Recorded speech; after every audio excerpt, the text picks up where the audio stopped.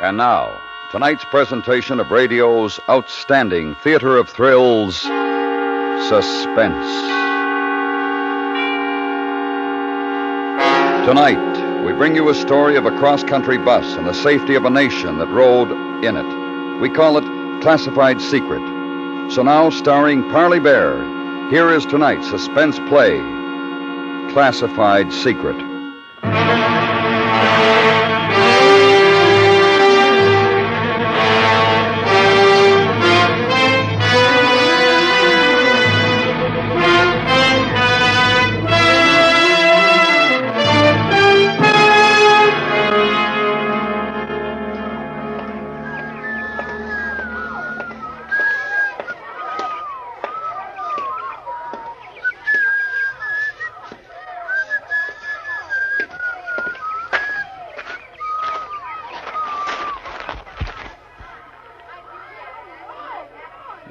Nice day.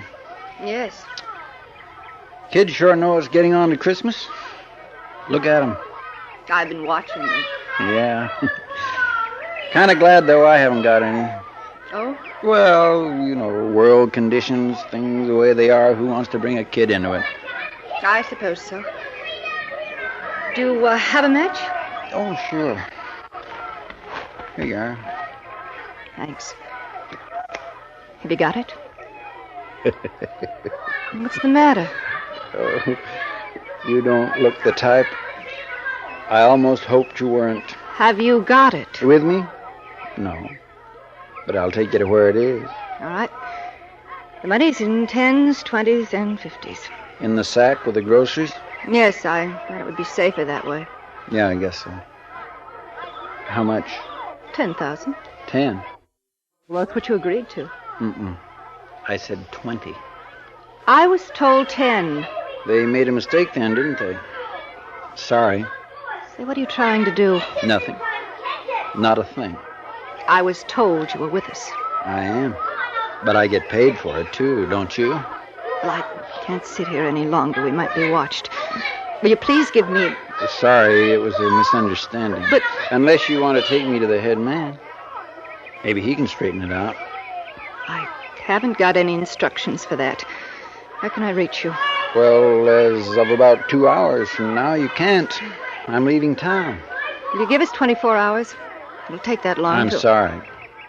If you can't pay what I want, there's somebody else who will. I'm going. Okay. So long. I was sitting on a bench in a little park in North Hollywood, California. The late fall sun was warm, and for a change, there wasn't any smog in the air. I watched the woman I'd never seen before walk off down the path. She was headed for the avenue and some cars parked beyond the trees. I thought how nice it would have been if she were just a woman in the park, nothing else. I waited until she was out of sight, then I got up and walked away in the opposite direction.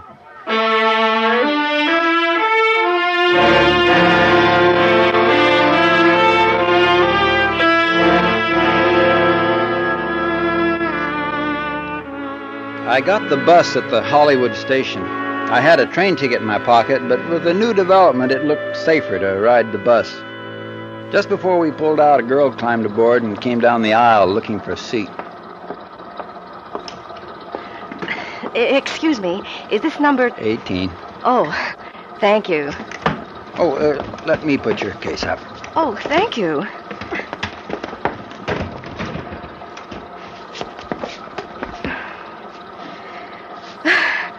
I was afraid I was going to miss it. Yeah, I know how it is.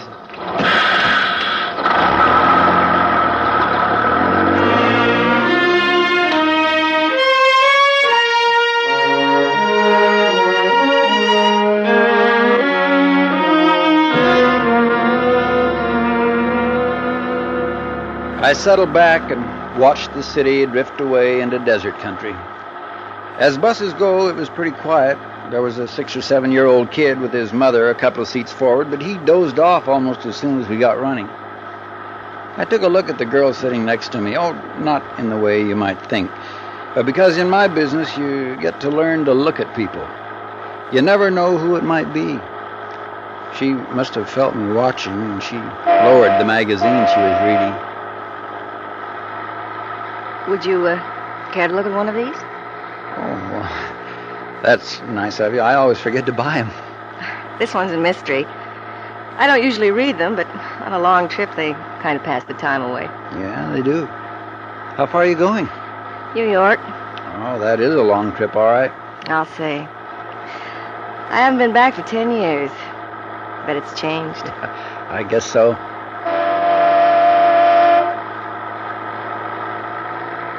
I read the mystery well into Arizona, and when I finished, it was beginning to get dark. The kid up ahead was awake and hungry. There was a feeling of expectation on the bus as we drove into the first night of travel. Did you enjoy it? Oh, yeah. It was fine. Thanks a lot. What was it about? Spies. Real exciting. I like spy movies sometimes, but I think they do so many of them. You read about it in the papers all the time. I don't know, you'd think people would get sick of it. Yeah, I guess you're right. They're exciting, like you say, but I bet it isn't really like that. Yeah, I doubt. Oh, say, my name's Charlie. Charlie Rader. Oh, how do you do? I'm Julie Spaulding. Hi. That kid sounds as hungry as I am. Yeah. We ought to be stopping soon. I hope so.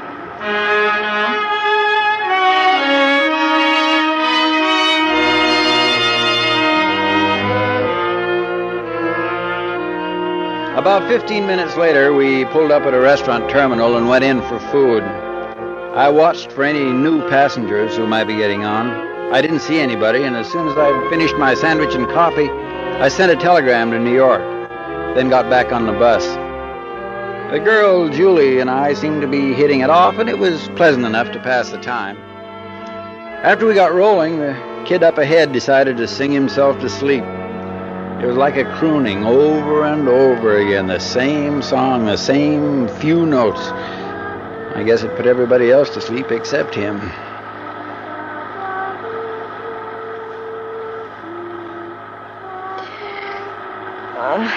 Makes you sleepy, doesn't it? Yeah. Reminds me of when I was a kid. I used to do that. Kids are funny. How? I don't know. I'm going back to New York for my sister's wedding. She's getting married next week. She says she wants lots of kids. I don't know. I know what you mean. Mind if I ask you something? I don't mind what. Are you married? No. I don't mean it the way it sounds. I'm always interested in trying to guess about people. Now, I would have figured you were a married man with maybe 2 or 3 kids. No, I'm not married. I hope you don't think I'm nosy. No. Well, that kid singing fixed me. I'm going to take a nap. Good night, Charlie. Good night.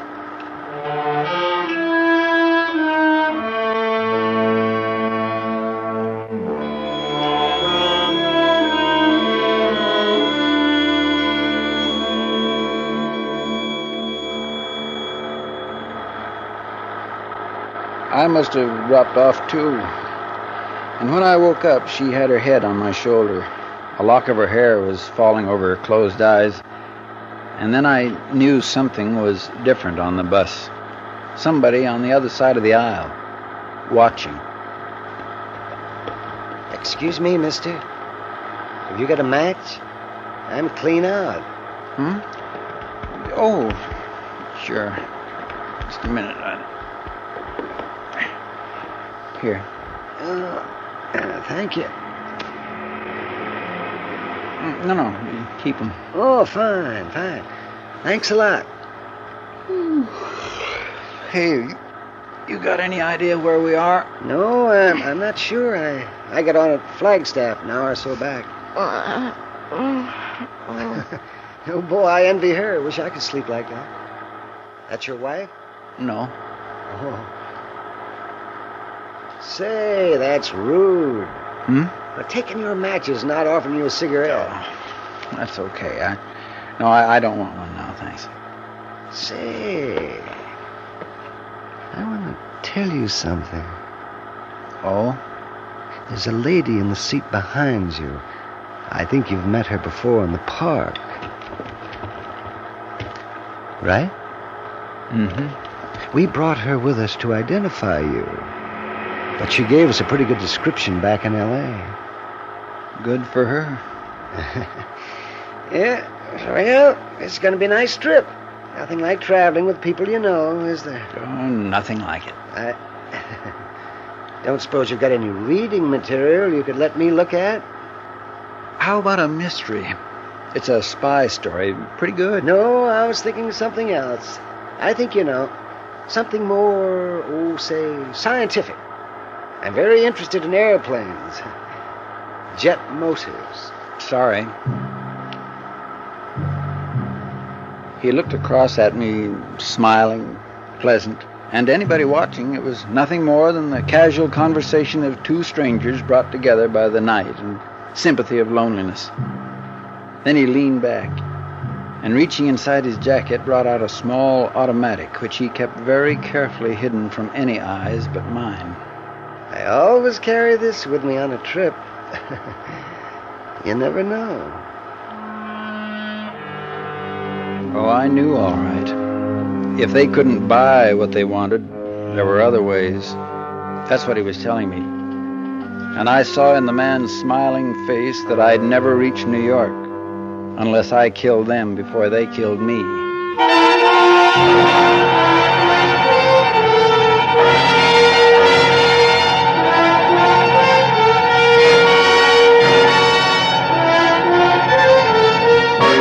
You're listening to Classified Secret, tonight's presentation in radio's outstanding theater of thrills, Suspense.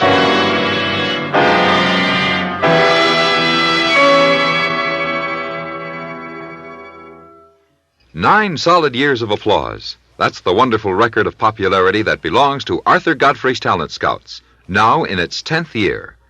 Enjoy the fun with the inimitable redhead this Monday night on most of these same stations.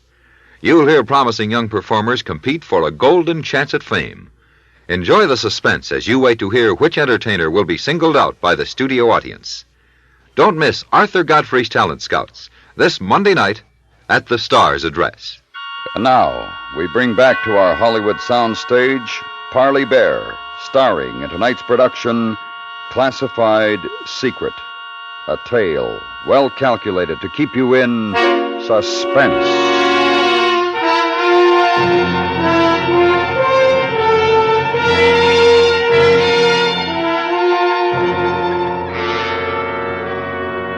Julie and I had breakfast somewhere in New Mexico. The woman from the park and the man who carried the small automatic sat in a booth while we ate at the counter. I'd thought about things most of the night, and I decided to tell the girl, not too much, but enough so that she might be able to help. And I knew I'd need some help.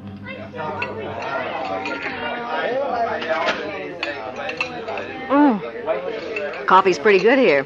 Yeah. Cigarette? No, thanks. Julie, Yes? I want to tell you something.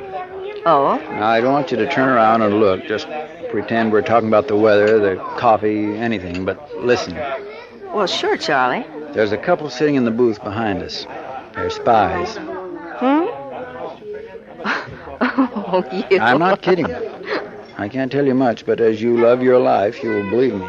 Oh, you're kidding. Spy? Don't turn around. Smile and just listen. But They're trying to get hold of the plans for a new jet motor. It's faster than anything anybody else has got. You are kidding. No, I'm not. How do you know? Well, how do you know about it? I'm working for the government. FBI? Well, in a way. But now I need you to help me. Me? They think I've got the blueprints, the plans, and they're going to try and get them from me. But can't we get the police? No, Well, but why? because we're trying to get the head man. And if those two are arrested, we'll have to start all over again. They think I'm working with them. But I got tough about the money they offered, so now they're going to try and get rid of me and get the secret for nothing. Did they follow you from L.A.? Yeah, they got on during the night in Flagstaff. All right, folks, let's go. Well, I don't see... Well, what can I do? Just stick with me. I'll explain at the next stop. We can't talk about it on the bus because she's sitting right behind and he's across the aisle. Listen, are you pulling my... No. No, you're not, are you? I'm not.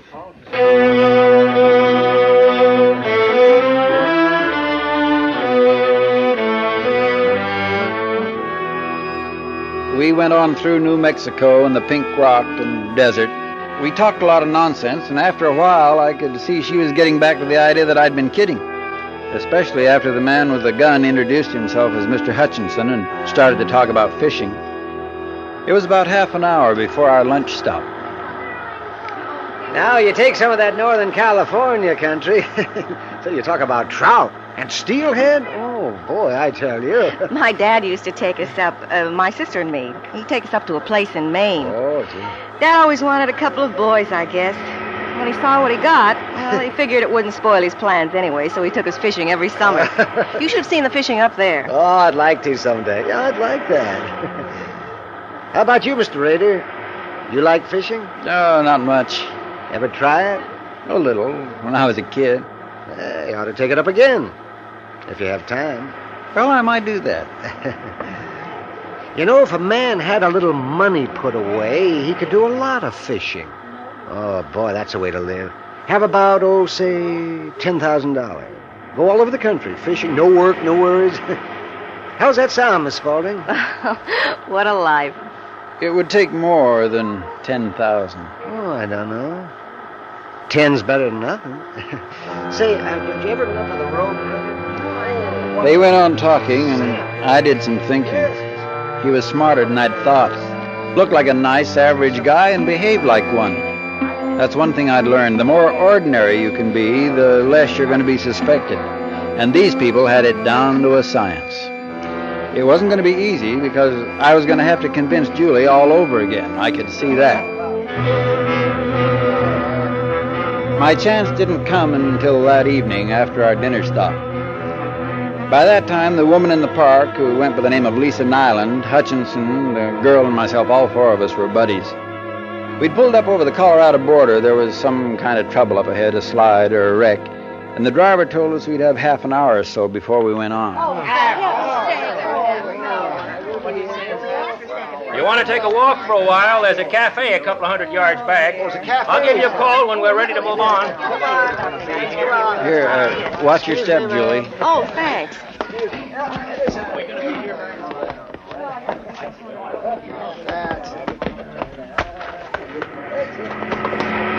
Oh, well, gee. Well, kind of nice to have an extra leg stretch at that.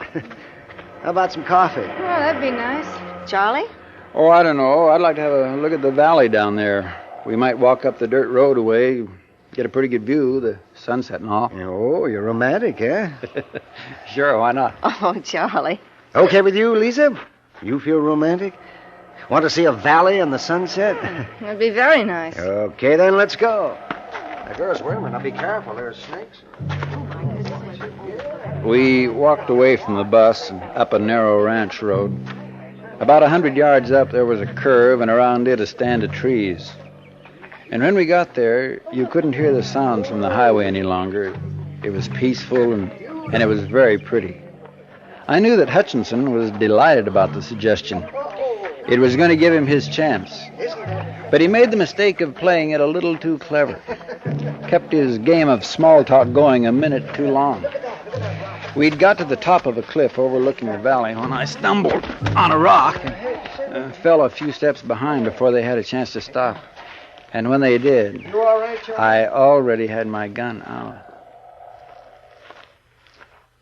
Hey, what are you going to do? Target practice? No. You two stay where you are and keep your hands behind your head. Julie, get over here.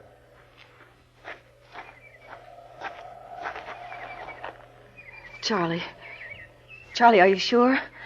They seem... I know what they seem. Now, look, I don't want to do this, but it's you or me. You should have made the right deal in the first place. I can't let you go, you know that. We might still make a deal. You had your chance. We've got the 10,000. Now, how about waiting until we get to the next town? We'll have the rest of it telegraphed out. I make mistakes, but not that kind. If you told us what you wanted, we might have been able to get the 20,000 for you in Los Angeles. Turn around, both of you. Oh, wait a minute. We're all in this together. We all want the same thing. You figure you can get more money from the people in the East. Okay, give us a chance to get it for you. We're in contact with them. Turn around. Well, they give us our orders. What difference does it make? Look, you shoot us. What do you think they'll do? They won't let you get away with that. They'll kill you. Charlie, you can't just shoot them. Turn them over to the police. You can't just shoot them. Be quiet. He can't tell the police, Julie. He's with us. Only he wants money out of it. And he thinks he'll get more from the head man in the East. Turn around, and I'm not going to say it again. Charlie, don't. I know you've got a duty, but you can arrest them, please. You could still. I told you to be quiet. Arrest? Listen, Ray, dear. You're not going to... Oh, you're not going to kill us over 10,000? Boy, that's murder. Even if... Miss Nyland dropped instantly. Hutchinson held his middle for a second and tried to keep his balance. I shot him in the back of the head. I knew he was dead before his body slipped to the ground. The girl just stood next to me, her hands tightly covering her mouth. She was shivering. I took a look out across the wide valley. The sky was turning purple.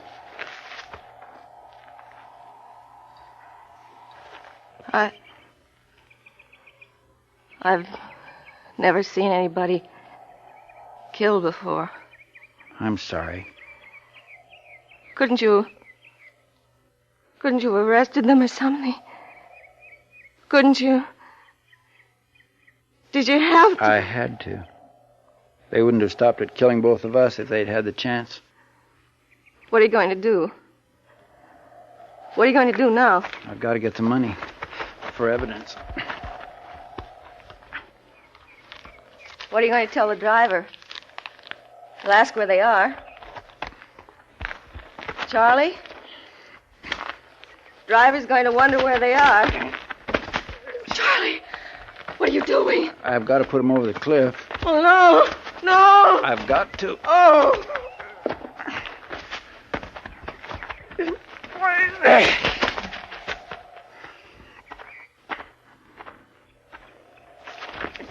No, you can't, Charlie, not her. No.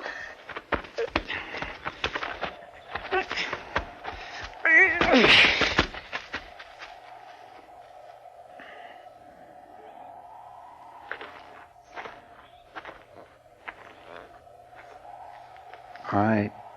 Come on. We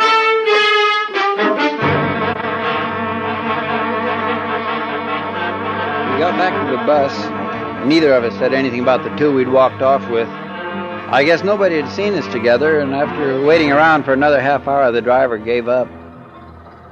I'll drop their baggage in La Junta. Better notify the police, too. It's screwy, all right. Okay, folks. Sorry for the delay. You better go back to your seat, mister. Sure.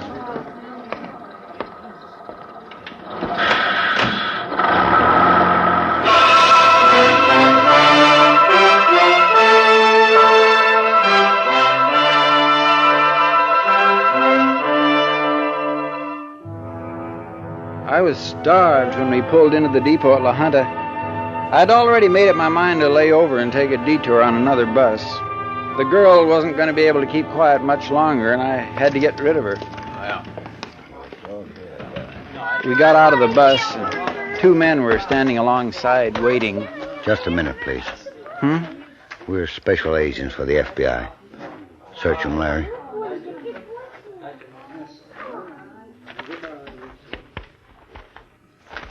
Just gun and money. Where are the other two? The other two? They're dead. He killed them. Oh. We'll take those plans now, Mr. Rader, and don't do anything silly. There are 4 more men covering you. Okay. It's in my shoe. You want me to take it off now? Please. All right. I've got terrible balance. Mind if I lean on you? No. Thank you.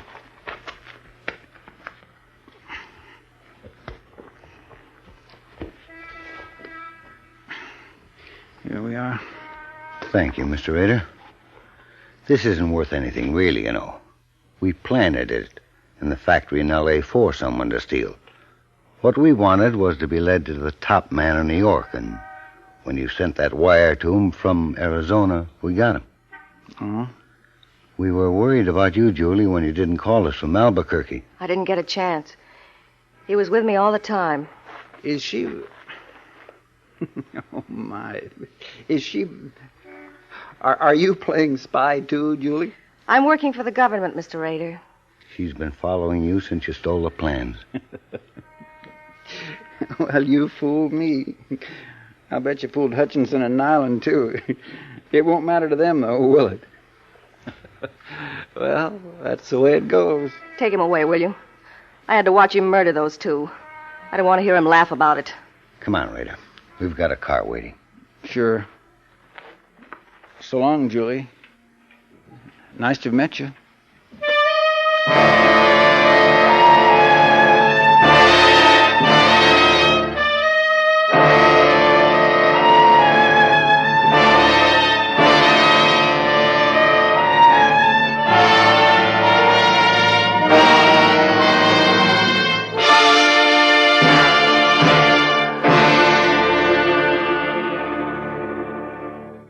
Suspense, in which Parley Bear starred in tonight's presentation of Classified Secret.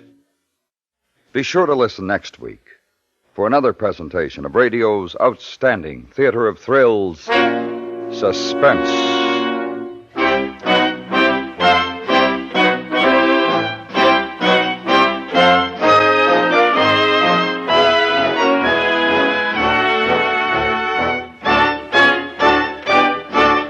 Suspense is produced and directed by Anthony Ellis, who also wrote tonight's script. The music was composed by Lee Stevens and Lucian Morwick and conducted by Wilbur Hatch.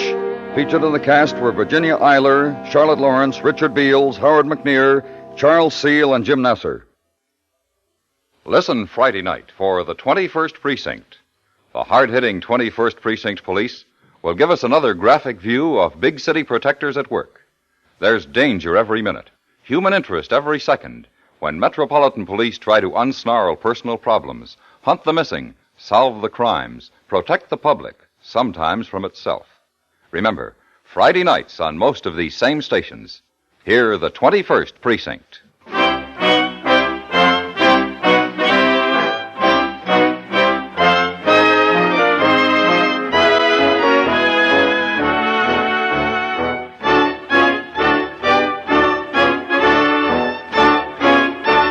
Thrill to Gunsmoke every Saturday and Sunday on the CBS Radio Network.